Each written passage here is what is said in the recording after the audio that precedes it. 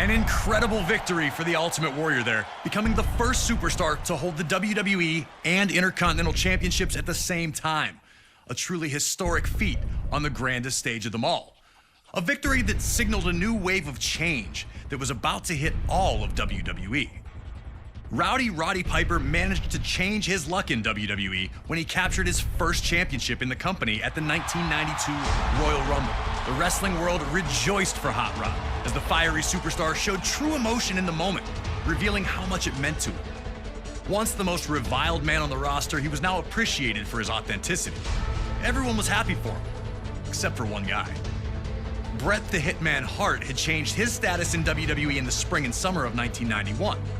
When his legendary Hart Foundation amicably split the team, Bret would use the opportunity to springboard up the singles rankings, winning the Intercontinental Championship at SummerSlam that year. Wanting to be an active champion, Bret faced off against all comers, finding victory each time out. Until a few nights prior to the 1992 Royal Rumble, when Hart lost the Intercontinental Championship. And before he could get a rematch, Piper had swooped in and won the thing.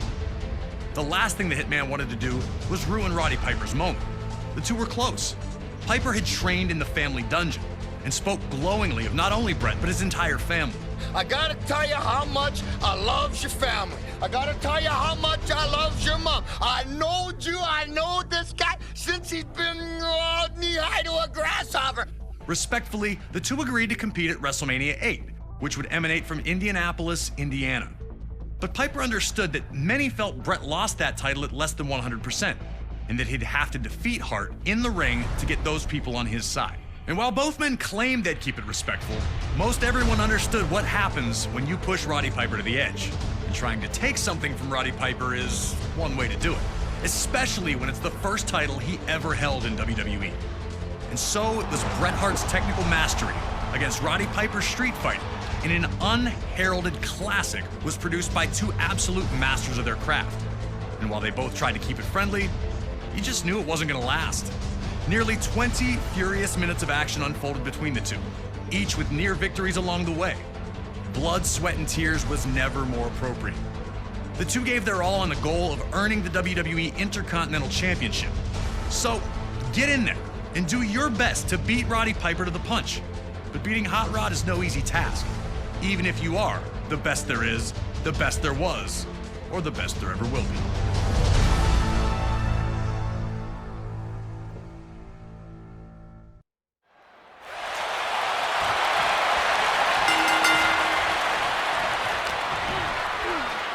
Heading into the match, the smart money was on Roddy Piper, resorting to his brawling tactics.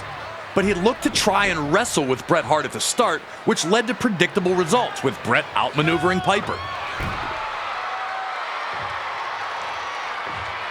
A fuming Piper would spit at the Hitman. Would Piper's desire to win and be champion override his desire to play fair? Could Hart use Piper's legendary temper as a constant exploit? Piper was already reverting to the man people knew him to be, and Hart was looking to exploit that fiery temper by embarrassing Piper as often as possible.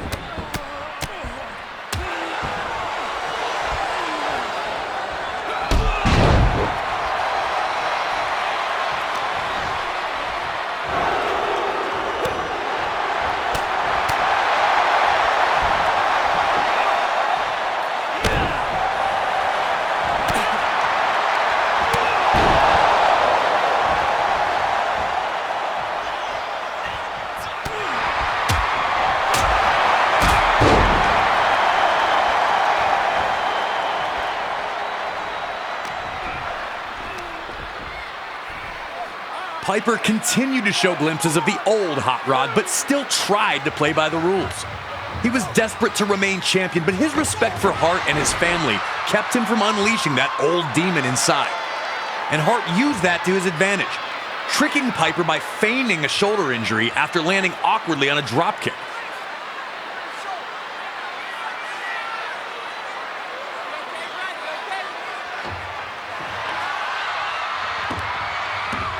Piper, understandably, was not amused by this one bit. Piper slapped the taste out of Hart for gold bricking, as Bobby Heenan famously called it, and this once friendly competition was turning into the heated brawl many figured it would become.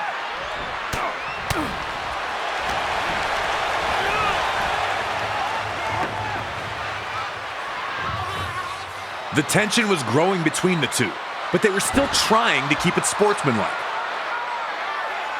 The Hitman sent both tumbling to the floor with a crossbody.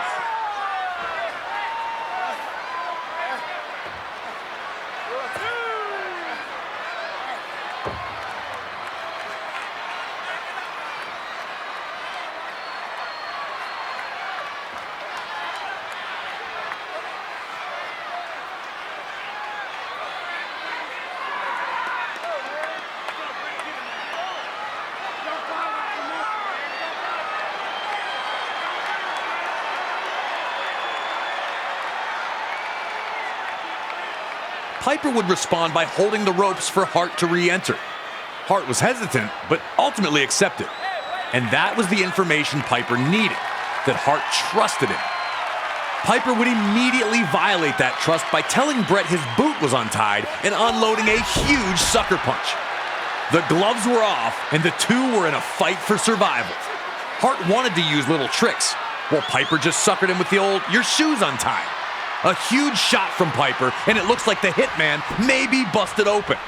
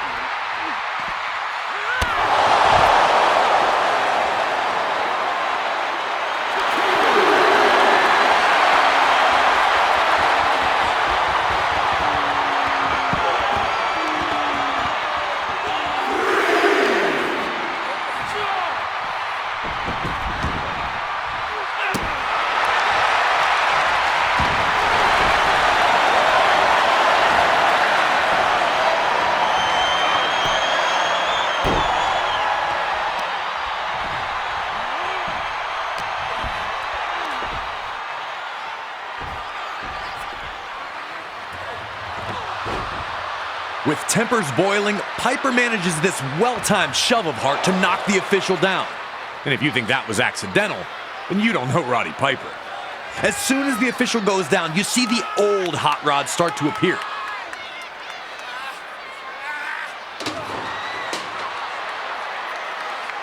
He's brawling with Hart at ringside.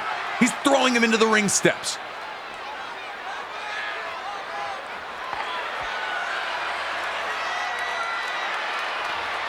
And then he grabs the ring bell.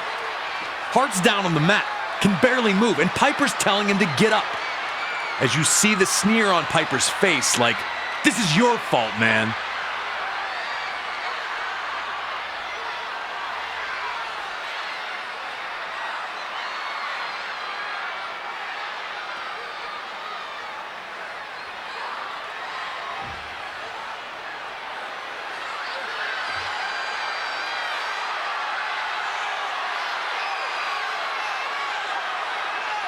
As Piper measures Hart up for the bell shot, you can see the inner struggle. What would the Hart family think about this? What would your fans think about this? How could you look Bret Hart in the eye if you win it this way? And he keeps lifting the bell as if he's going to use it, and you're wondering which Roddy Piper is going to win out, the angel or the devil. And then he does the right thing and tosses the bell aside. In an instant, he's got Hart in a sleeper hold. Piper has Hart beat.